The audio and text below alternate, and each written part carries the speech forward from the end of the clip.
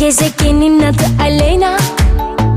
Olurum ara sıra hem gerçek hem rüya. Bilmezler içimde hazineler saklı. Diyorlar benim için farklı. Aslında hepsi de çok haklı, çok. Kendime göre akışım var. Olmadı hiç bakışımda. Tabi biraz da stresim var. Şansımı seveyim, elimde tüm aslar. Yok yok hiç geri. Bende o vites hep ileri. Sevdim mi biraz deli. Oluyorum olur o kadar.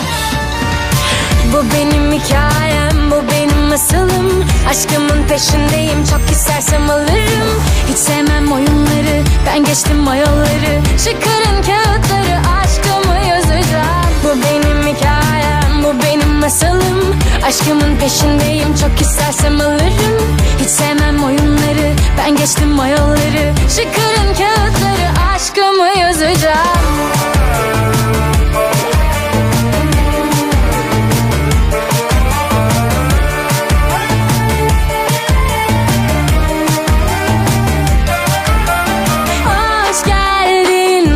Sihirli bir dünya. Gezegenin adı Aleyna. Olurum ara sıra hem gerçek hem rüya. Bilmezler içimde hazineler saklı.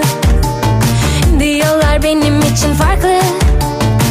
Aslında hepsi de çok haklı, çok. Kendime göre akışım var. Olmadı hiç bakışımda. Tabi biraz da stresim var. Şansımı seveyim, elimde tüm aslar. Yok yok hiç geri. Bende o vites hep ileri. Sevdim mi biraz deli. Oluyorum olur o kadar. Bu benim hikayem, bu benim masalım. Aşkımın peşindeyim, çok istersem alırım. Hiç sevmem oyunları, ben geçtim o yolları. Çıkarın kağıtları, aşkımı yazacağım. Bu benim hikayem, bu benim masalım.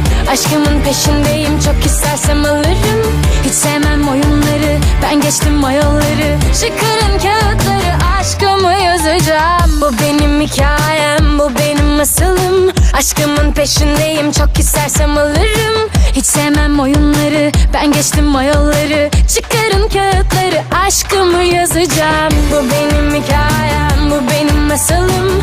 Aşkımın peşindeyim, çok istersem alırım. Hiç sevmem oyunları, ben geçtim o yolları.